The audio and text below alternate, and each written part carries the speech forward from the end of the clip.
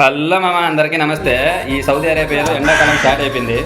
మా ఇస్తరాలు 7 ఏసీలు ఉన్నాయి. 7 ఏసీలు క్లీన్ చేయడానికి వచ్చినారు. ఎలా క్లీన్ చేస్తారో చూపిస్తా, చూసేయండి.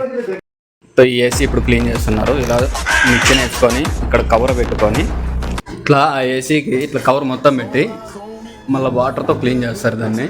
ఇతనే ఆ ఏసీ క్లీన్ చేసి ఇది వచ్చేసి వాటర్ క్యాన్. ఆ వాటర్ క్యాన్లో వాటర్ పోసుకొని ఇది ఆ మిషన్ ద్వారా అక్కడ పైపుతో అక్కడ క్లీన్ చేస్తారు.